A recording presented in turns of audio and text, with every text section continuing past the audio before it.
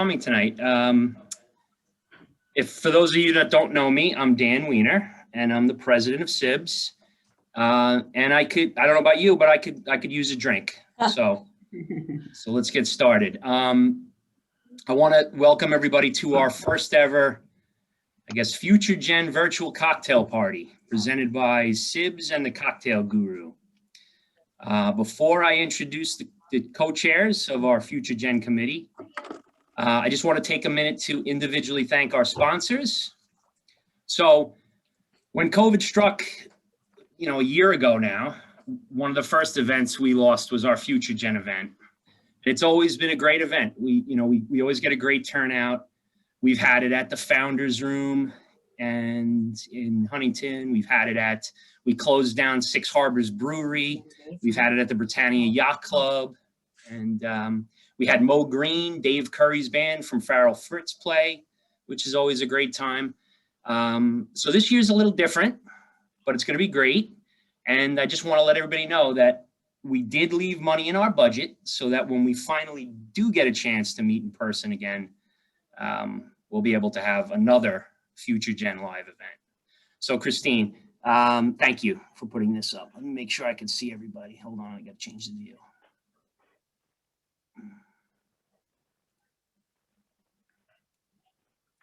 ACC Real Estate Services, Advantage Title, Ambrosino Consulting Corp., Bank of America, Merrill Lynch, Sir Tillman Ballin, CoStar Group, Dime Bank, Farrell Fritz, Fricelli Deegan Tirana,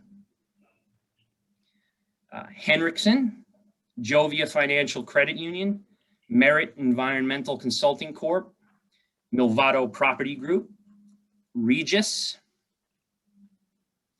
Rivkin Radler, Ruskin Mascow Faltacek, the Levine Organization, RXR, and I think finally Waldner's Furniture. So I want to thank all our sponsors for all their participation. We couldn't put events like this on without you, so we really appreciate it. Just want to add that I'm happy that you guys are all here today and how important it is, especially now, to keep our Future Gen group, brokers and non-brokers, connected and engaged. Even though we all suffer from Zoom fatigue once in a while, a lot, it's important to get together even virtually to talk about our challenges and successes and how we all deal with the pandemic on business. So CIBS at its core is a networking group. And that's what tonight's about, drinking. But it's also about education. So it's not just about learning how to make tequila drinks, although that's a lot of fun. I've been in the business since 2005, which isn't really that long, but I've definitely aged out of the Future Gen group finally, although I feel like I haven't. You always have to, I always feel like I learn something new every day in this business. Even if it's like a small creative idea or a piece of advice that I hear from an attorney or a developer or another broker, these are the tidbits that help you make deals. And sometimes you learn by losing deals more than you learn by actually making them. So it's important to stay connected. And CIBS helps to do that. So to that end, I also want to announce that sometime later this year, and this is for everybody, but especially for the younger brokers, that we are going to be adding a 2-year educational program to our schedule, which will be available to CIBS members only. And basically the goal of this program is to, it'll provide a special designation, but the value is it's going to provide valuable commercial real estate focused education taught by industry experts, and a great mix of course curriculum and networking. So some really commercial real estate focused education. And the best part of the whole thing, although we can't promise it now, is that we're trying to get the 22.5 hours accredited from New York State. So as a broker, that's a huge thing. If you can learn commercial real estate specifics, classes on environmental, classes on, 1031 exchange, classes on investment, focused commercial real estate. That's a really good thing. So, and lastly, last thing I'll say, and then I'll pass it over, Amanda. Sorry, I'm running a little long. I just want to say that there's a lot of future gen people on the call. We don't have enough young people on our board. So if you're interested in getting involved, even if it's just to sit on the future gen committee, give any one of us a call, and you know, we'd love to have your help. So thanks, everybody. Amanda, take it over. Yeah, thanks, Dan. I know we all want to get to the class, so I just want to say it's great to have you all here tonight. It's great seeing a lot of you, and I know most of you. So hopefully everyone has their bartending kit and supplies ready, because we have this fun event planned for you tonight with a virtual bartender and named Darnell, which I'm sure he'll be doing his introduction as well. Hi, Darnell. Hi. And he's going to be showing us how to make a smoked old fashioned and a cold snap with tequila. And I don't know about anyone else, but I haven't done an event like this yet, so I'm pretty excited to shake things up. Just to let you guys know, after Darnell finishes his class, please stick around. We're going to break out into little groups and continue to network and enjoy our cocktails. So since this is a networking group, we just encourage you guys to put your contact information in the chat, so offline we can connect with each other. And I'll pass it over to you now, Darnell. Awesome. Thank you, Amanda. Hello, beautiful humans. Happy Thursday. I hope you can hear me well. Yeah. Fantastic. My name is Darnell Holguin, and I work for the Cocktail Guru. Cocktail Guru has been around since about 2006, doing all sorts of experiential live restaurant, bar, restaurant consulting, and even live cocktail classes at one point, believe it or not. Today it's going to be a fun time in a virtual setting. I've been in the beverage industry now coming on to 17 years, involved in so many different elements of the industry. Some of the most notable things that I've done is that I placed top 16 in a global cocktail competition called Bacardi Legacy, representing the US against 30 other bartenders from around the world. Thank you, thank you. It led to some great opportunities, you know, like I had my face on a bottle of sour mix sold at Walmart. Cocktail out of sweet and sour. Yep, that's a little shameless plug right there. I have a beverage podcast called Azúcar y Limón, where we do content in Spanish, Spanglish, and bad Spanish. We do some fun stuff in English as well on YouTube and Facebook, where we talk about the industry, beverage industry, how it's evolving, and some fun tips and tricks on making cool libations at home. And lastly, as you can tell, I got an interactive virtual background here. This is the new Zoom update. You get that? No? Oh, kid. I'm here at Last Lap, LAS apostrophe LAP. It is a cocktail bar on the Lower East Side of Manhattan, of which I'm a partner of. That, knock on wood, we are still standing and in fact operating over there. So we got a little bit of a, I don't know if you could hear the ambient a little bit, but hopefully it'll add a vibe. Thank you kindly. Thank you kindly. So with it, it's given me some insight for what we're going to be talking about today. But enough of that. Let's just go ahead and wet our palates. I think we should just get a first cocktail in. How about that? I think we should kick it off with a little differently than the order of you have it in your card. We're going to go ahead and start with the Cold Snap. Cold Snap is a bright, refreshing, sour type cocktail. It's going to be a great way to kick it off and get our palates wet. So all we need is our cocktail kits to get started. Yeah. Darnell, do you just want to tell them how to pin you so that you're the center screen? Or Amanda, someone tell people I was just going to say that. Yeah. Interrupt. Okay, go ahead. So everyone, if you would like to see Darnell better, if you go to the upper right corner where you'll see a icon pop up that says view. You go to speaker view. You'll see Darnell more clearly, and you just have to go to Darnell's video where you see 3 dots and click pin. And Darnell will be front and center. Yep. I'm going to go ahead and keep it on gallery view so I can see all your beautiful faces. All right. And with that also, let's point out, it is already weird enough time. We're staring at screens as it is, like more than we ever thought. The last thing is that this has to feel like it's like you walked into a webinar. That's not what it is. Like, this is really just us under one roof, having a couple of bevies, and I'm just the guy in the corner that doesn't know how to shut up. So if at any point you got a question, a comment, anything you like, please unmute, ask away.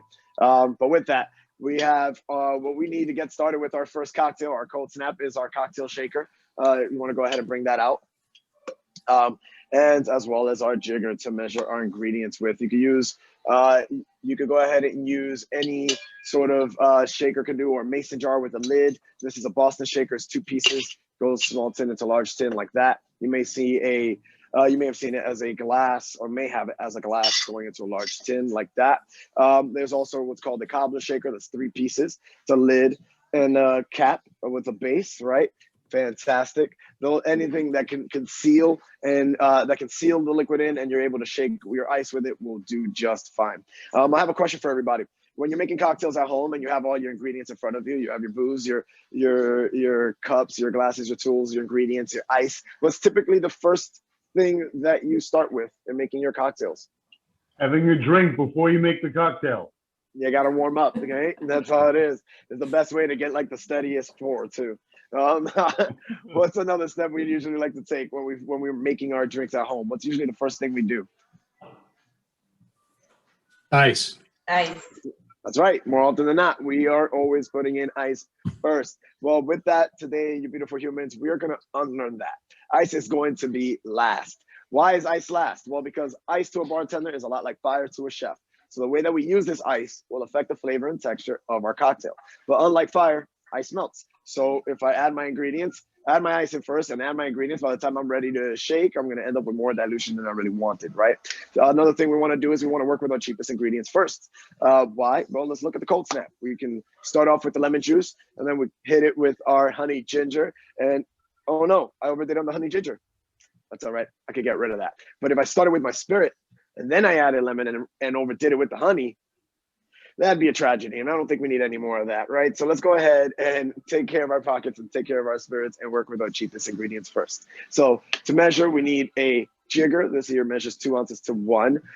You could use a shot glass to substitute that. They measure about 1.5 ounces to 2. Or you could use a tablespoon. 2 tablespoons equals 1 ounce. So that's a great way to be able to determine measurements. When making cocktails, it's a lot like baking. You want to make sure to have a great balance of flavors. So to get started, we're going to measure in 3/4 of an ounce, right? So it's 3/4 of an ounce, 1.5 tablespoons of lemon juice. We're going to be putting into our cocktail shaker.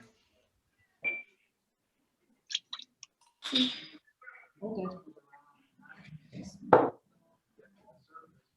I like it. I like it. That's very old school, Adam. That eyeball free pour. I like it. Yeah. We're going to follow that. If you got yourself to 3/4 of the ounce, we're going to go ahead and measure equal amounts of honey ginger syrup per cocktail. So that's going to be 3/4 of an ounce of our honey ginger.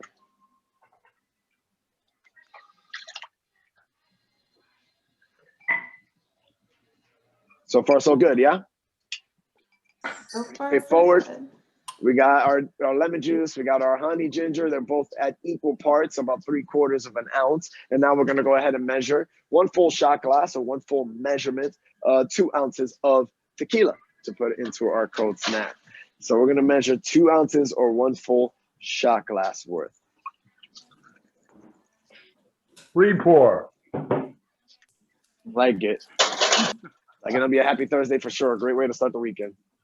Who's still at work? Well, it will make the end of the day a lot easier or harder. Depends on how good you are with it. So now what we're going to do, we're going to apply a shaking technique. Let's go ahead and add some ice to our shaker. How much ice? You want to fill up about halfway up into your mixer, depending on the size of your cubes. I have pretty large cubes here, so I can just use a few. If you have a Boston shaker like I do, you want to make sure that you have your glass there and you put your We froze. large tin. You guys see me? Yep. Awesome. Sorry. We're going to go ahead and take your large shaker and go at an angle over the glass or your other tin and slam that down when you're using a Boston shaker. If you're using a cobbler shaker that's 3 pieces, I would recommend that you go ahead and put the lid on and then cap after, snug but not too tight. Try not to slam it, because with the cobblers, if you shake it, the metal will contract and it will be a little harder to separate. But with the 2 pieces, we have to apply that pressure because it's only 2 pieces. So once we do that kind of pop right there, get that pressure, you'll know I did it good. I'm able to do that right there. Makes me nervous every time. But now what we want to do is shaking. Real simple. Follow along, you beautiful humans. We're going to do, if you're right-handed, it's left hand in the bottom, right hand up top. We're going to turn our shaker horizontally. We want the small cap or the glass facing us, right? Or the small tin. And we're gonna do a back and forth rhythm motion like that over our shoulder. Now, what's super important before you get started, guys, is that as you're doing this back and forth rhythm motion, it is very necessary that you go ahead and put on your best smile. Because if you're not smiling while you're shaking, this cocktail's not gonna taste any good, all right? So let's go ahead and give this a nice hard shake.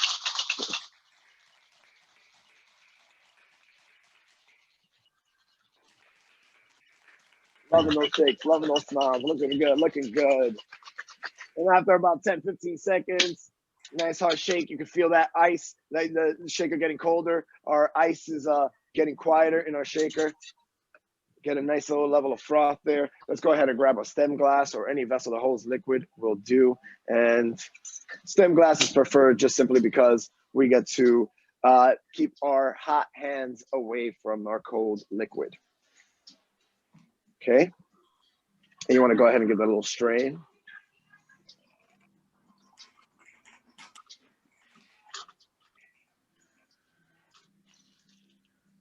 And of course, we have to make sure it looks good so we know that it's going to taste good. So let's give this a little garnish. You got yourself your dehydrated citrus wheel. Put that, float it right on top, just like that. So, and there you have it, ladies and gents, our first cocktail of the day, the cold snap. Cheers. Cheers. Health, happiness. Great beer. Fantastic. Great looking cocktails over there. Ooh, delicious. Now, before I do a little talking, what I'd like for you to do, if you could do me a little favor, let's grab our glass that we're going to be doing our next cocktail with, our old fashioned, the one we're going to be enjoying it in, and let's add ice into it. You don't want this? Cheers. So let's grab our glass that we're using for the next cocktail and let's add ice into it and let's just put it off to the side, okay? What we're doing here is we're just going to chill that glass while we have a little chat and enjoy our cocktail. Do we have these in the kitchen? So just like that, I put a little ice in my glass and then I'm just going to put it down and leave that there off to the side while we talk a bit. Let's have a little chat. Let's converse. Let's talk about cocktails and the word itself. Where did it come from? Well, see, Tom Cruise movie. Say again? Tom Cruise movie. That's right. It was definitely where the world truly understood the cocktail. But that word, the word cocktail, which gave the Tom Cruise movie its name. How do we get to even using that? Like, well, see, there's a lot of different origins coming from a lot of different historians, but my personal favorite story is that in the 1700s, down south in New Orleans, people were enjoying these tasty libations in these little egg cups. And those little egg cups were called coquetier. And that word evolved from coquetier to cocktail, and then eventually cocktail. And now the word cocktail, when it was first ever published in 1806, it was defined as 4 simple ingredients. Now, let me know if this sounds familiar. It was defined as spirit, sugar, bitters, and water. Does that sound familiar? Spirit, Coquito? sugar, Old fashioned. bitters, and water. The old fashioned. If you said coquito, that's amazing. Indeed. Definitely a very classic holiday cocktail. But indeed, it was the old fashioned. The old fashioned was the first ever cocktail by definition, and it laid down the framework for all the tasty drinks we get to enjoy today. Before that, people were just having these drinks called slings. It was just spirit and sugar, super sweet and easy, so you just slung them back. It's how it got its nickname. But how did we get to calling the first cocktail an old fashioned? Well, about 100 years ago, there was a different dark period here in the United States in which we prohibited the sale and distribution and even consumption of alcohol. It was a funky time. See, with every dark cloud comes a silver lining, right? We had all these different bars hidden behind coffee shops, like hidden behind these secret doors in barber shops, or you had to go down an alleyway and find a secret door and have a password to get in. You guys know what these bars were called, right? They're pretty speakeasies, that's right. Do you guys know why they call them speakeasies? Because it wasn't widely known. Got to speak Right. whisper. That's right, because while you're in there, you're having yourself some cocktails and you find yourself speaking a little harder. So you were told, shh, hey, yo, dog, keep your mouth down. Like, We ain't trying to get caught. Lower your voice, speak easy. And that is indeed how we gave it that name. And in these secret bars, we would have some really poor quality distillates, right? Like we legally couldn't make the good stuff. So we added sugar, we added bitters, we added water to make it much more palatable. But another thing that did occur was that you had bartenders and mixologists like myself that were suddenly told, your job's illegal. I mean, so what was I left to do at that point? I fled. I traveled the world. I tasted all these different herbs and spices and cordials and liqueurs and tinctures and vermouths, and I played around with all these different awesome combinations of flavors. And eventually, I'll just have some guests come up to the bar and just say, you know, I don't want any of that fancy stuff. Let me just have a cocktail the old-fashioned way. And that is how we got to calling the first ever cocktail, the classic, the old-fashioned, which, ladies and gents, is my beautiful little segue to our next cocktail, our cinnamon soaked or smoked old-fashioned. So to make this cocktail, what we need to do is get a hold of our cinnamon sticks, and if you got yourself a little saucer plate, as well as or maybe a little cutting board, just a little area that you're okay with applying a little heat, because we are gonna light up this cinnamon stick, all right, in order to give it that smoke element. So what we're gonna do is we're gonna have our glass here that's been chilling, right? I'm gonna leave that there, it's getting nice and cold. And we're gonna take our cinnamon stick. Now, if you can, I like to sometimes just break my cinnamon stick just so I could, it's a smaller or a piece. It makes it a little easier to light, especially if you're using matches. But what you want to do is you're going to take the end of the cinnamon stick and you're going to go ahead and light that end. You should naturally hear a little bit of sparking. That's just the oils inside of the cinnamon stick. Cinnamon is essentially a bark, so we're just going to go ahead and light that up a little bit, get a nice little light flame going. And as you get this flame going, what I like for you to do is to grab your glass that's been chilling. Let's go ahead and dump that ice back into our bucket because we can still use that, right? And we're going to take our lit cinnamon stick and we're going to go ahead and just cover it with glass. No smoke Just from like- the cinnamon stick.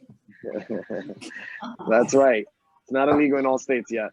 It's not legal in all states yet, right? So we want to make sure, once again, just to show you what I did here, I lit up the end of my cinnamon. Caught a little bit of flame there, right? And then I just took my glass and covered it just like that. Cool. Right over my salsa plate. What naturally is going to happen is that the fire will die out, and then you'll just start to see smoke fill up in the glass. And this is now seasoning our glass with some cinnamon smoke. We needed to chill our glass because the cold and condensation allows for the smoke to bond to the glass, and is going to help infuse that flavor. So now we want to go ahead and grab our shaker again. We're going to use our mixing glass, anything else. And we're going to go ahead and we're going to build this in a separate vessel. And now we're pros at this point. We know we work with our cheapest ingredients first. And in this particular case, that is going to be our bitters. Since we're only using a small amount here, we're going to be doing 3 dashes of our bitters. And I'm pretty sure you have yourselves the Underberg bitters. These are really nice German bitters. Has spice, baking spice notes, herbal qualities into it. This here is Angostura bitters. You may see these are most commonly found in supermarkets. Famous for the yellow cap and oversized wrapper. This has notes of gentian and allspice and cinnamon. So we're just gonna go with about 1/4 teaspoon or 3 dashes into our shaker. All right, or mixing glass. We're gonna do a little different technique here. We're gonna go ahead and stir our old fashioned. We're gonna do a little something different. So we're gonna use our shaker or our other vessel, any will do. We want to follow that now with what I recommend should be 1/4 of honey ginger. If you may notice in your recipe card, it does call for half an ounce. I like to always add 1/4 because you can add more, but you can never take back, right? So you want to go ahead and go for 1/4 ounce of your honey ginger syrup. So that's half a tablespoon.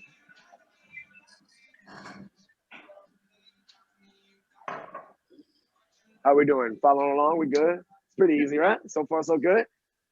It's all about just following a method, and in just the same way as we treat in cooking, right? We want to make sure that we give it the same level of attention, and that's going to give us our best results, right? Technique is always important. So now We have our bitters, we have our syrup. Let's go ahead and follow that with 2 ounces of our tequila to add for our smoked old fashioned.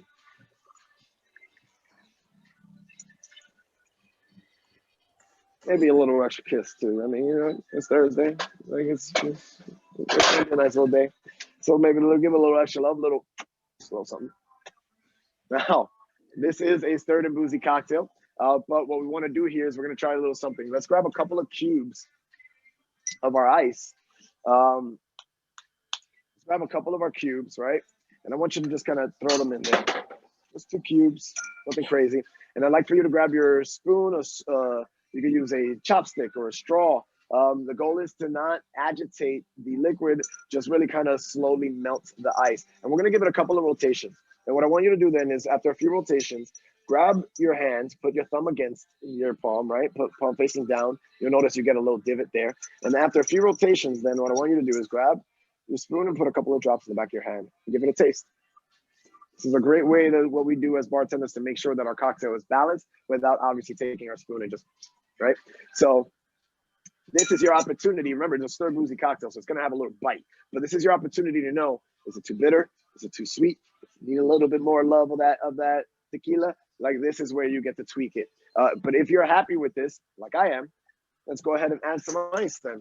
And we're gonna go add about halfway up as well as we did last time. Now the goal here is to apply a stirring technique. We're not shaking this cocktail because we don't want to add aeration. We don't want to over dilute either. So the way we do that is by controlling it, by just stirring or moving the ice around, allowing it to slowly melt, right? It's kind of like a little dance. It's what it does. And you never notice that when you get like a whiskey on the rocks or anything on the rocks and you take that first sip, it's like, oof, strong. So we take the stirring straw and just give it rotation. It's the same principle. And we're going to do this for about 15 seconds or so, because we are going to serve this on ice. We don't want to over dilute this, right? And after a few rotations, if you want to know if you're like really, if you give it enough cold water, an element that we need in our cocktail, you always go back and give it another taste.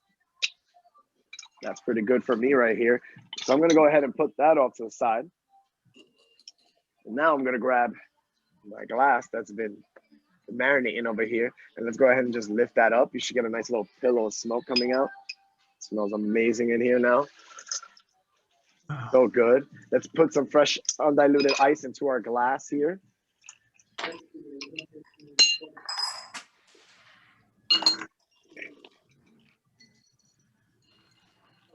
Now, we want to go ahead and strain our cocktail into our glass with ice.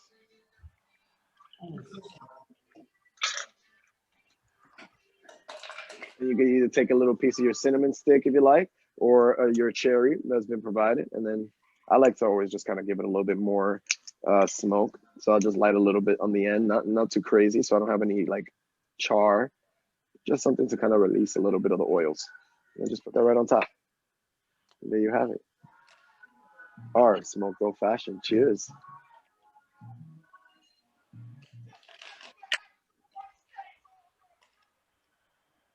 Wait, how did you put the cinnamon stick on top of the glass? I'm sorry. Yeah, mine. I took, I'm you're lost. fine. I just took a little piece of the cinnamon stick and I lit up one end just for like a little bit of aroma. Nothing crazy, not like what we did earlier. And then I just placed it right on top, just like that.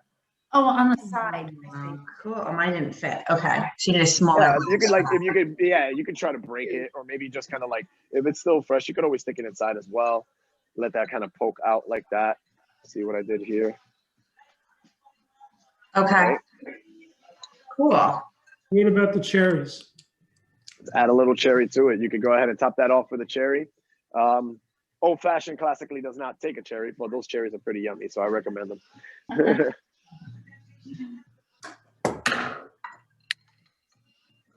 How's everyone's old fashioned? Did I miss what we did with the chocolate? I think that was just a bonus. Yeah. Okay. That's a little snack for after. Perfect. That's good. Awesome. See, I'm so happy you like it, because that's the best part about cocktail making. It's not resources, it's resourcefulness. You have now a framework that allows you here to develop anything that you like. I would encourage you to play around, try other spirits, try other types of syrups. maybe other types of citric juices, right? Instead of lemon, lime, things of that nature. This is what cocktail making is mostly all about, and part of the fun part of it is that, the worst thing that could happen is that you're gonna have to take 3 sips of something that doesn't taste too good. But I promise that by the 4th sip, it's gonna be so good. It's gonna be a masterpiece. But with that, beautiful humans, that is my time. I would love to leave a couple of minutes here if you got any questions, comments, anything that you might be curious about, something came to mind while we were enjoying our bevies. I have a question. Yep. So there's everything now is large format ice.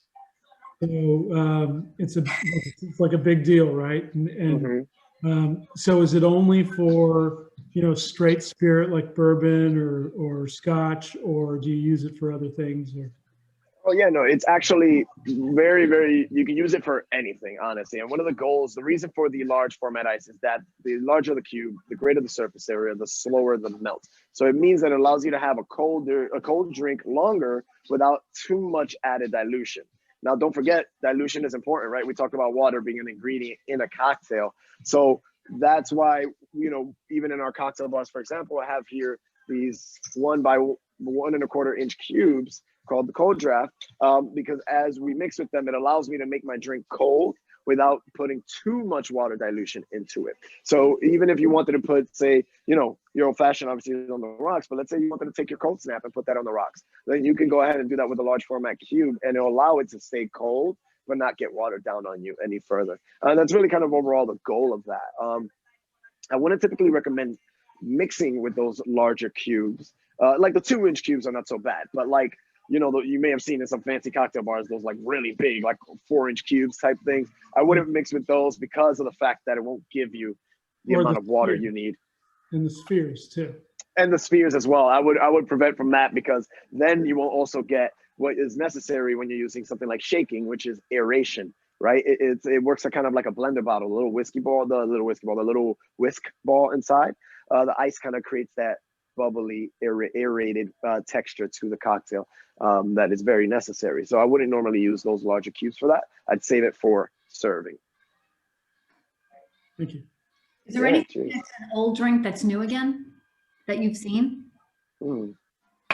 Cosmo was coming back a little bit pre-pandemic, but with gin, which was pretty fun to watch. That is definitely, and I feel like, there's just one classic that's never going to go away, and that's a spicy margarita.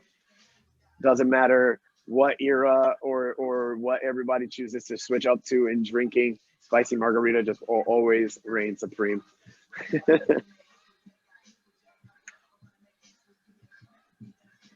What about like a fun idea for like Easter Passover drink? Like a signature drink for the holiday? Great question. I would say try playing around with more food coloring. So say like you could use this cocktail here, the cold snap, for example, right? And you could always substitute the honey ginger with a different type of sweetener, but then maybe get a hold of some food coloring and add a couple of drops in each like serving. So what was that word? I'm sorry. Food coloring.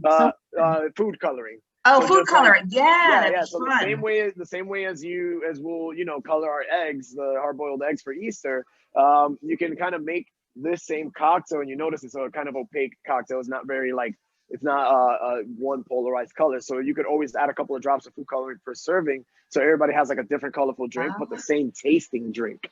So fun. Yeah. So it's like, you could make a large big batch or version of this, and then each serving, just add a couple of drops of something and stir it up. And, one person can have a red drink, one can have a blue one, a green one, and so on. That's fun. Thank you. My pleasure. Well, all right, beautiful humans. That is my time. Thank you so much for having me. I hope you had a good time. I know I did. So much. That was Thank you, Darnell. Can you send me your the information on your bar in case any of us would like to come visit you downtown? Absolutely. Here, I'll go ahead and write it in the chat. Okay. If you're ever in New York, please feel free to follow me on social media. Hit me up. You can hit me up and come on through. Your home is waiting for you here as soon as you start to feel comfortable to get there. Perfect. Thanks, Darnell. Thank you, so Darnell. much. Have a great time. Thank you. Cheers. Thank you. Take care. Take care. So fun. It was Last. a great event. look. So Amanda, what room is that behind you? It's my office, That's Amanda's Very office. fancy. my at-home office. This is your office, Amanda. This is your office. This is my at-home office. That's my work office. That's right.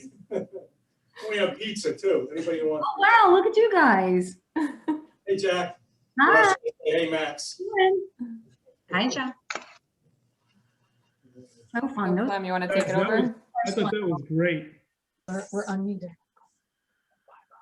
Yeah, he was great. He was came as a recommendation through Dan, right? Dan Wiener. Where did Dan come? Oh, Remembers the original word for cocktail. Coquetiel. Yeah. Is it Spanish? Really, Adam? Someone got it. Rapid. Well, it was from New Orleans, so it was from the Cajun. Got Right, it. now you ask him. Nice. Got it. Now you ask him. Adam, how often you change your look? You are like a secret agent. It's always a new look with you. Beer, white, what it's like. Got my Tony Stark going on. Thank God. Hey, Adam, that's not your, thank God I'm not office Long Island broker. that's not your Long Island business news look. No, look, No, look. if I would be an office broker and I would see him, I said, "Who's this guy?" And then I would throw him out. He can't do that. He's some facility manager, not a broker. I'm due for a haircut. Not just haircut. But you know what? This one I like it. Approved. Approved from AY. Marco's an angry drunk. I'm angry Adam cut his hair. Where's Clem? Where's Clem with the real hair? Come on, dude. Really? Clem's the next virtual bartender. Look, he's Well, ready I to go. thought he was. Clem, let's go back to the 1950s. That's exactly what the As a bar is. warrior, so So hold I on. saw Clem on one party as a warrior, so don't mess with him. So who's the bartender? Because we still have a lot of tequila. Who wants to make the next drink? Shots. Clem, hold up your bottle. Oh my No God. shots. Who? I'm still on the first drink. I think I like the first one better. No, I like the second one better. I like the second one. Yeah. First one. First I one. like the definitely. First one. I like the second one. on the first one. If you like the second one better, then you probably made it correctly. Because Really? you screwed that up. It's delicious. Presidente. I think I added too much. It's delicious. Hey, you like it? Delicious. I think I added too much bitter. Me too. Screwed up my second. Bitters. What is that room, man, that looks like an office with a glass? You missed that combo already, Marco. So Really cool. This was a really, really cool thing. We enjoyed this. I'm glad you did.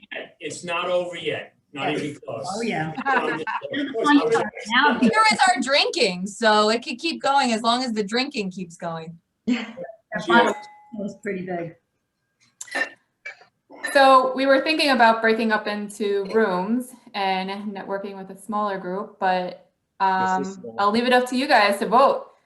No, stay Break up here. into rooms, raise your hand, leave it as a whole. It's not big enough to make up. Oh, Do it right here. Okay, good. How do you, let's switch your. separating into groups is too hard. Number two is not bad. You should switch your view to gallery then, if you're gonna all stay in the same room, because it's probably bouncing back and forth between who's speaking. So if you go up into the right-hand corner, you'll see an area where it will show you little boxes and it will have view, and you can click onto the gallery, and then this way everybody can see each other. Nice.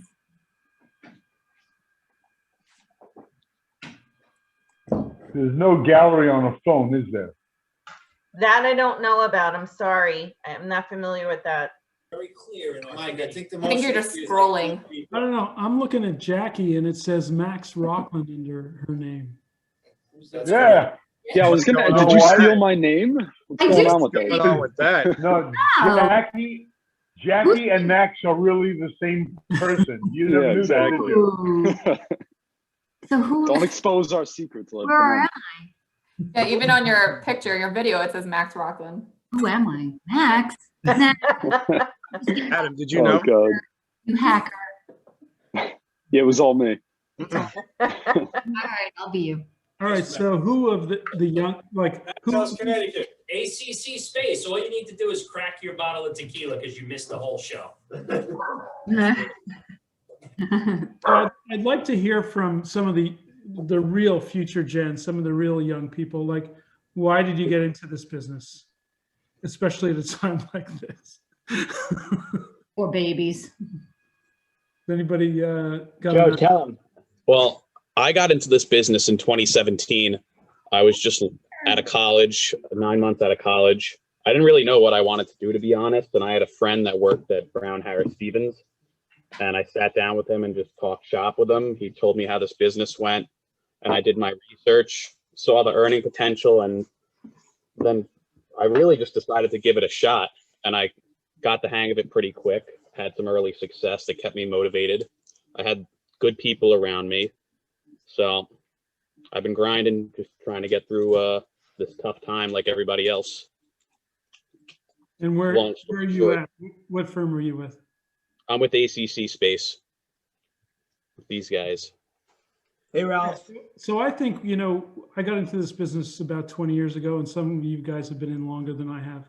And I kind of got in by accident, and at the time, there didn't seem to be like really stringent requirements, college degrees, whatever. But now it looks like it's, you know, I think the industry's legitimized the advisor role in this business. I think it's really come a long way where guys are coming out of college and thinking, this is what I want to do. It's like, it's not kind of an afterthought or people who fell into the business by mistake. I think it's really great. And I'm happy to see a lot of young people in it. Yeah, I know Dan was putting this event together, and the whole idea of this was just to, we really want to let the new gen know that CIBS is here to kind of help and guide them, and not just be here for, you know, fun time networking events, but you could reach out to any of us on the board and kind of ask questions and go over ideas and see what concerns you guys have. I mean, I've been doing this 23 years, so I've kind of seen a bunch of cycles with it. This is obviously one that's a new one for me, but you know, you guys asked a bunch of questions in the survey we sent out. Obviously, some people took them a little more seriously than others. A lot of you guys asked, what's the importance in networking or FaceTime in a COVID type business environment? Look, I think FaceTime's good, period, anytime you can. Obviously, if there's a government mandate, you can't do it, you can't. But it's this business about relationships. And I think you'll find that some of your best relationships and your best string of deals will be from people that you go to lunch with regularly, that you call on the weekends, that you spend time with their families. Like, I know guys, and I've worked for guys that have literally done 40 deals, 50 deals with prospective buyers because they became friends. They go to sporting events together, they do things, they go on vacations together. You'll have a lot of clients, but the ones you really like, or the ones that you really do a lot with, will be the ones you kind of gravitate toward. It's kind of your 80-20 rule.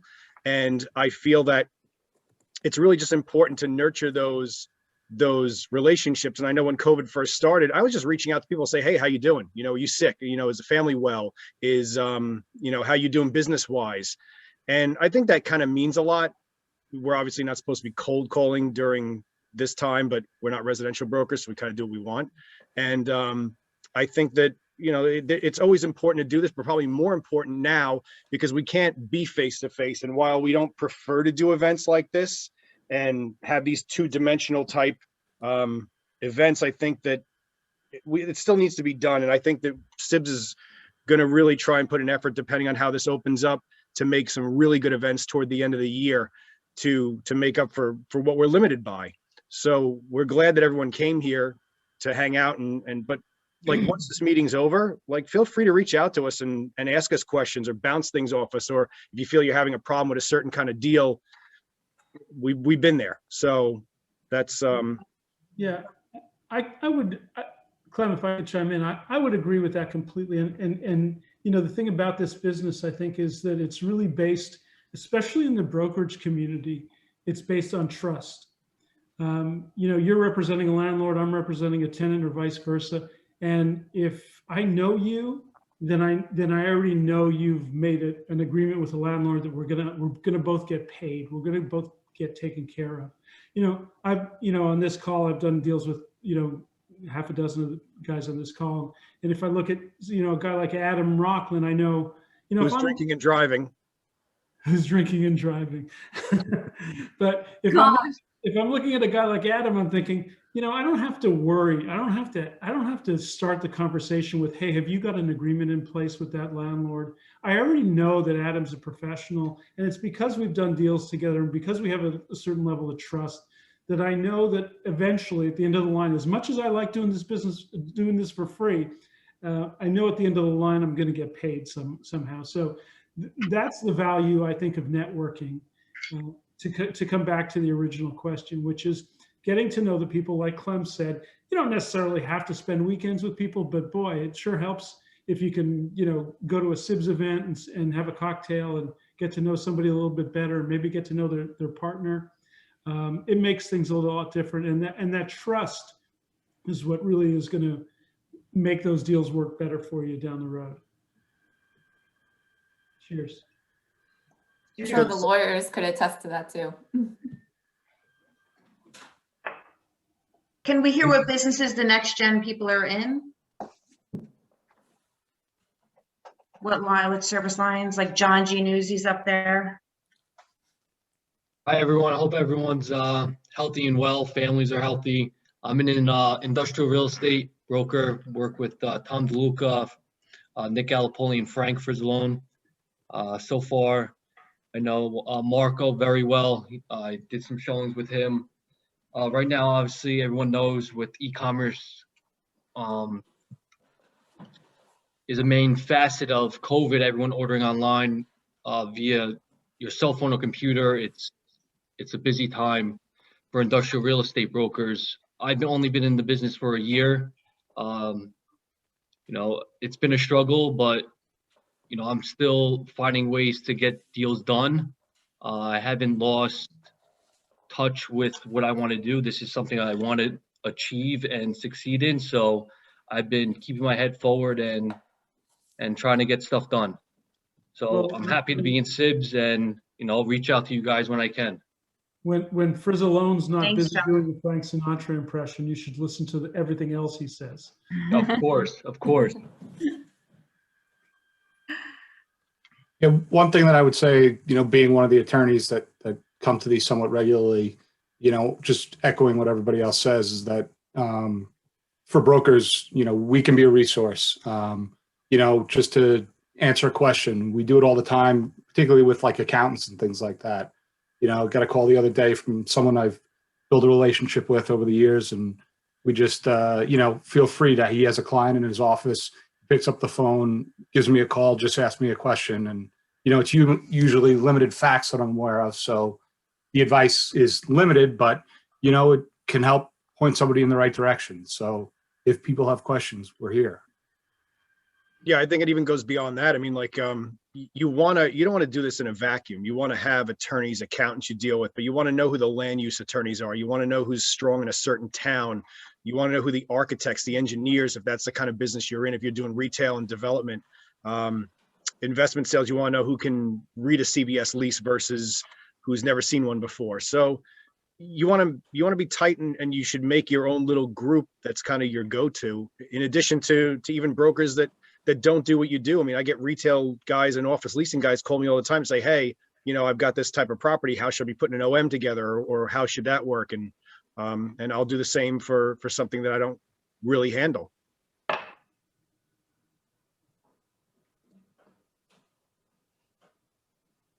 Yeah, I mean, it's just good to have resources. I mean, I had a situation recently where somebody wanted me to take care of a retail space. I said, hey, listen, it's just not something I do. I gave Melissa a call, can you get involved with this? And she did, and that's just the way it ends. And nobody's looking necessarily for a payout for any of that. We just want to serve the client and make sure everybody gets taken care of.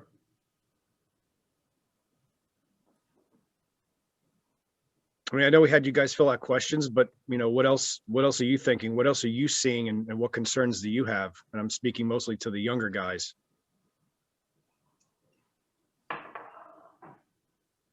I'll chime in from the land use perspective since all the brokers are here. Something that I'm seeing a lot of, and I do the land use aspect of things. So we usually get a lot of referrals from brokers who are looking to work with either landlords or prospective tenants on repurposing existing tenant space, especially now. And it seems like it's going to become even more extreme where you're going from, you're not going from retail to office or office to retail or something along those lines. Now there's a lot of talk about going from commercial to residential or a mixture thereof. And something that isn't considered or is considered after the fact, maybe sometimes when it's too late, is what you're going to do with your sanitary output from your, frankly, your sewage. In Suffolk County, you've got a lot of areas that are not on sewer, so you're still working with sanitary systems. And I've run into several deals very recently where nobody has given any thought to that aspect of the deal, and tenants have locked themselves into leases for uses that they cannot get approved in certain commercial space because there just isn't a large enough sanitary system. So, as much as you'll come to a land use attorney asking about, oh, can we put this use here? You also have to think, can we put a use that is this sewage intensive on this piece of property? So it's kind of an odd topic, but it's something that's relevant because it really can screw up a deal very, very significantly. And that's something that I've seen, quite often. So I think it's important to keep in mind. So you're a land use, Phil? Yeah, I'm a land use attorney with Farrell Fritz. So I feasibility studies? We do zoning analysis is what we call it. Yeah, feasibility studies, but we also, we do financing, we do real estate transactions. We kind of do soup to nuts on the real estate development side of things. So my area. Oh, sure. Yeah, I'll put that in the chat. Okay, cool. Because I have someone that needs a land use right now, attorney. Oh, awesome. Thank you. Yeah. And there you go. We also do work in front of the county. So the agencies you're dealing with when you're talking about sanitary issues specifically are either the Suffolk County DPW sewer agency, or you're dealing with the Office of Wastewater Management, which is part of the health department. So we also do work in front of them. And very often when we're doing, development or redevelopment or even repurposing of commercial properties, we also have applications into those agencies because they really do go hand in hand. Because, if you go from, let's say, like a dry retail use to an office, you're talking about a significant significant increase in the flow from the property. So you almost always have to go to one of those agencies and deal with that there. So again, it's just something to keep in mind when you're vetting properties for prospective clients. Just keep in mind that at some point you may be dealing with this issue. Thank Phil, you. you talked to us tonight a lot about wastewater. I really want to know, what can you tell us about large format ice? That's really what I want to know. No, I'm kidding. Thank you. That was great. Appreciate it. I also think networking goes even more basic than that, but on a personal level. I think you need to network with your own friends and friends' families, because I just did a deal with a guy that I've known since I was 8 to buy a building, and you're not going to do that necessarily right off the bat, but you could be in the business 10 years, but your friends grow to a level with you and you don't know where they're going to end up being. They could end up becoming the head of real estate at some company. They could end up becoming an architect or an engineer. So it's really good to keep in touch with, former alumni in your school and try and go on the university website and figure out where some of these people ended up and keep in touch with them. And it may end up being, even the neighborhood you moved in. I probably got 3 referrals from just moving in my new neighborhood. So you just don't know where it's going to come from, but keep your eyes open to all possibilities.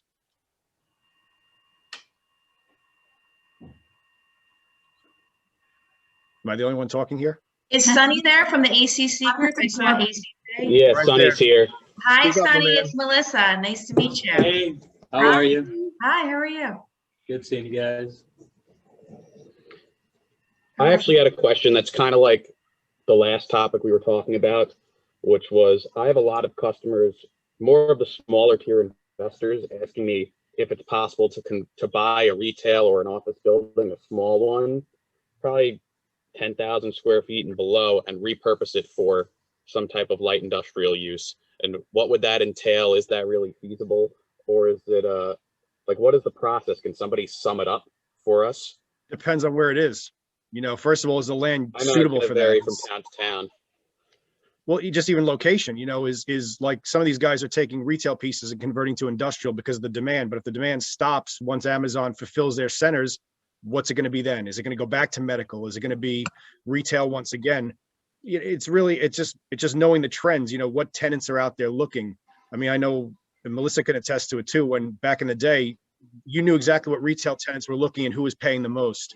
Nowadays, I'd say that tenant list is, you know, people paying $400,000 a year for a ground lease is a lot less than it used to be. There's probably 4 people where there used to be 20. So, you know, back in the day when I was an industrial broker, Jan Berman was buying stuff to convert to assisted livings. I don't know if that's necessarily happening again, but you know, when I first started in the business, office buildings were trading for $100 a foot. Well, guess what? They're trading for almost $100 a foot or less in some cases, depending on if they need deferred maintenance. So it's just, you just got to watch whatever trend you're working on, and you got to take the land that you're thinking about and figure if it really suits what that conversion is going to be. You know, does the traffic flow correctly? Is the demographics right? So it's really case by case. Okay. Well, what about in like a perfect world? Let's say we buy an office building that's right by an industrial park, but it's zoned for office use right now, and the parking works, the structure's there, start to finish. What is the process like to reposition it? Well, I would say that the parking will work because usually you get 5 to 1 if it's town of Huntington, but if you're going industrial, it's 3 to 1. So you can actually make the building bigger than what that office building would be. The question is, the office building goes up in stories, so you have to factor that in. You know, now you're going to go single story. How's that going to take up space on the land? And you got to recalculate all your stuff. So it's really, again, that's part of like knowing an engineer and an architect. But the longer you're in the business, you start to realize what types of properties are suited for what. And that changes over time, because things that I would look at 10 years ago are no longer feasible for what they are now. Okay. Like, Well, I know thank there was a building in Melville that sold like 2 years ago. I think it was 25 Melville Park Road. And I thought it was a no-brainer at $100 a foot, but everyone that walked through the building said, hey, it's dated. You got to redo the elevator shafts. It's, you know, I think these older buildings, it's also had an environmental problem. Yeah, major, right. They're doing on monitoring. And it was a super fund. Yep, So- exactly. And that's not even, but they weren't even interested before they knew that. You know, that was like digging deep and finding out. But these buildings, these office buildings are becoming either class A or they're not. It's no longer A, B, C. You know, it's either you've got a building that's great or you have something that needs a lot of work. Do you guys see that there is movement out of New York coming to Long Island? Have you seen any movement? You know, like satellite offices? We've done a couple of deals. We've done like maybe 2 or 3 for like small city, Barone. What else? I get a lot of people calling me on that listing. I have a listing in West Hempstead. It's an old warehouse park, low ceilings, 13.5-foot ceilings, minimal parking, tough swing room for trucks. But I get calls every day on it, and a lot of them are coming from Brooklyn and Queens. Really, it's like opportunity zone? No, I don't think so. So Jackie, Yeah. Yeah, on the office side, we're seeing some small tenants that don't want to commute. Right. I think it's still pretty early because not everybody's back. Are they to the going to office. double up like the retail space? Like, are they going to do like, you know, little satellite offices? Yeah, I mean, it could be a satellite office, or they could just say, I've been commuting into the city for 30 years and I'm done with that. Right. We're not commuting anymore, so we're just gonna have a local office. But as far as like the big users, back office type space, I mean, there was you know, you could count it on one hand whether they're out there looking for the space right now. Right. I mean, if you look at what sublease space is available right now, there's a tremendous amount of sublease space available, and it's not filling up Right. quickly. I think you're gonna So have. we're not seeing it yet. I mean, my son works at Ernst & Young in the city. He hasn't seen his office since March. I don't know what's Right. like, I really, it's so crazy, this whole industry. I think you're gonna have to wait until you get closer to lease expirations. True. So, while you're in the middle of a 10-year lease, if you're in year 6 of a 10-year lease, either they're negotiating with the landlord for a buyout, but that's not happening. In most cases, it's a 90% buyout, 85% buyout. So that's not really happening. I think it's still wait and see. I think, I think people are just waiting to figure out what it's all going to be. And I don't think we're going to know till the end of this year. I do too. I think the pendulum is definitely going to swing from everybody's very excited working from home to everybody really can't wait to get back to being together. Well, there's a lot of talk about de-densification. Everybody was trying to have a Right. one office that all the employees were in. Now they're talking about more of the hub and spoke model, where you have the corporate headquarters if it's in Manhattan, but then you might have different functions or just an office in the burbs and in Jersey or maybe Long Island, where your employees who live in that area can go to a physical office, not 5 days a week, but have a place to check in. Listen, you can say this, how do you develop a corporate culture, or how do you continue your corporate culture if everybody's working from home on Exactly. Zoom? You And probably can't. I feel bad for the next gen because they're missing out on the collaboration, the being in the office with everybody and learning from everybody. So, that's what I feel bad for the next gen. Although the next gen is great with the social media, so they can probably get deals done faster than we ever could. Yeah, but they're also missing out on the politics and the nonsense. We love the politics and nonsense. I don't. I'm kidding. I'm saying I miss being with everybody. That's all.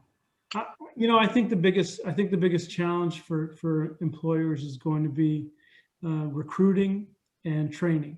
Those are the two biggest issues to Absolutely. remote learning or remote working rather. And I don't think it's going to change until the end of this year. So we'll wait and see. No, I think everybody can acknowledge that we don't know what the future is going to look like. We don't have a crystal ball, but if you look at the investment that's been made in Manhattan over the last 5 years, billions and billions of dollars have been going in there. And listen, there's been some pretty large leases signed in Manhattan with Facebook and Google. So it's going to come back. It's just a matter of when and what it looks like, but it's not going to be everybody's working remotely forever, in my opinion. If you've been around long enough, you remember 9/11, and remember that everybody said at that time Manhattan will never come back, and there will be a rush to the suburbs. And I don't think there really was. I don't know if anybody disagrees with me or not. I don't think there really was a rush to the suburbs. I mean, if anything, you had a little bit of Jersey City that might have benefited from it, but certainly Long Island, White Plains maybe, but not. It certainly wasn't Suffolk County. I mean, that's not what happened after 9/11. I think that was short-lived too, though, because 9/11, maybe after a month or so, we started to get it out of our head. This has been a year. So I think guys that are not used to commuting anymore and spending time with their families or having that extra 3 hours a day each way, back in their life I think they're going to do a split routine, and they're probably going to go in a couple days a week, but certain firms probably don't need to go in. Accountants can certainly do it from home. This whole WeWork type space that they're going to do in Lord and Taylor. It sounds great, but I don't want to be that close to people all the time, especially a bunch of strangers that are just coming in on a daily basis. So I don't know. I think as young brokers, you need to adapt. That's the bottom line. And by adapting, I mean, if we think that there's companies in the city that are subletting space for office brokers, reach out to those guys and say, hey, would you like an office out in Long Island? If there's retail centers, back in the day when I used to canvass these things by hand, there was no signs in the window. Everything was leased. Now there's a sign everywhere. So take a portion of your day, go out and hit the road and take down numbers and signs. CoStar is totally not accurate, trust me. So there's nothing better than a good old fashioned sign in the window. In addition, what you kind of see what's going on, and that's a prospect for leasing. That's a prospect for a sale. That's a prospect for management, whatever it is. Take whatever downside we have and figure out a way to make money with it. The multifamily buildings, they're getting crushed in the city. Guys that would never, ever sell are calling me and saying, I'm pulling out completely from New York. I want nothing to do with de Blasio or Cuomo or anybody else. So I'm going out of state. I'm going Long Island. So what does that mean? Go after Long Island buildings. You know, it's just follow the wave, paddle.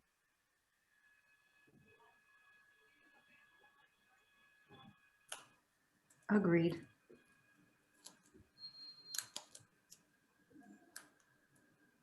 Who's in charge of this meeting? Clem and Amanda. My son over there playing video games. What were some of the questions? Who finished both drinks? I'm getting there. I did. If I start slurring, you'll know. I need pretzels really quick. Hang on. Now it's time for everyone to take a shot. Other questions. I like how you think.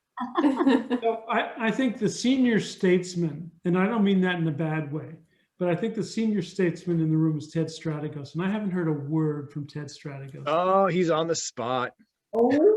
Put down the pizza, Is boy. Ted Let's go. here? Getting up. Is Ted on the call? Yeah, There he blends is. in with the white background. Gone Ted. He's in the Here he comes. He's coming to the forefront. He's so upset right He's now. having a conversation that He's has saying, nothing Dan, to I do can't with believe this you told call. me to come speak. Teddy boy. Look at him. Yeah. Kathleen's calling me. I have to answer. Cheers. Yeah, exactly. Ted. Look at that handsome I'm fella. the worst guy to talk about stress management. No, he's not. No, No, but he's not. honestly, that's probably the only thing you can do is really. He's all gray from is the stress management. balance. Try to have a balance. Hey, before the stress. He's Yeah. the gray fox. Thank you. No, but really, balance in life, Silver that's really, fox. really what it's all about, especially in our business. Every day we wake up, where are we gonna make money? You know, what are we gonna do? How are we gonna find new leads? That's a constant stress. You gotta have a balance.